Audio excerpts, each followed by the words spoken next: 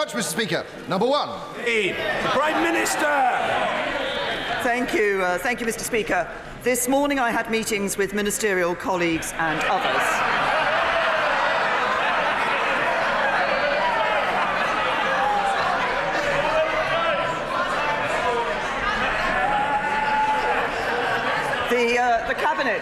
The Cabinet, Mr. Speaker, will meet this afternoon to consider the draft agreement the negotiating teams have reached in Brussels, and the Cabinet will decide on the next steps in the national interest. I'm confident that this takes us significantly closer to delivering on what the British people voted for in the referendum. We will take back control of our borders, our laws and our money, leave the common fisheries policy and the common agricultural policy while protecting jobs, security and the integrity of our United Kingdom. And, Mr. Speaker, I will come back to the House to update it on the outcome. Alex Burkhart. Yesterday saw the best wage growth figures in a decade. Yeah. Jeremy Corbyn. Thank you, Mr. Speaker. After 2 years of bungled negotiations, from what we know of the government's deal, it's a failure in its own terms. It doesn't deliver a Brexit for the whole country. It breaches...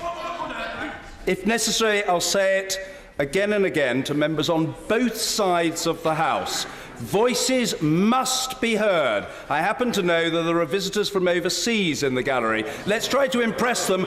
Order, not merely with our liveliness, but with our courtesy. Mr. Jeremy Corbyn. It breaches the Prime Minister's own red lines. It doesn't deliver a strong economic deal that supports jobs and industry. And we know they haven't prepared seriously for no deal.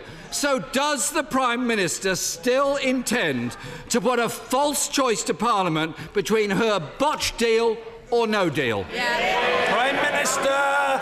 Can I say to the right honourable gentleman that he's wrong in the description that he set out, but can I also say to him, time and time again, he has stood up in this House and complained and said that the government isn't making progress, the government isn't anywhere close to a deal. Now, when we're making progress and close to a deal, he's complaining about that.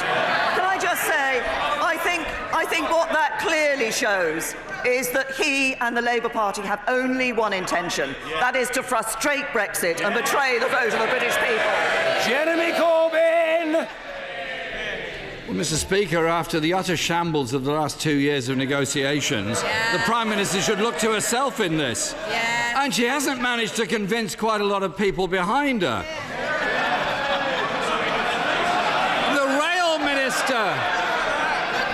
The Rail Minister resigned last week, saying to present the nation with a choice between two deeply unattractive outcomes, vassalage and chaos, is a failure of British statecraft on a scale unseen since the Suez crisis. And that from a Tory MP.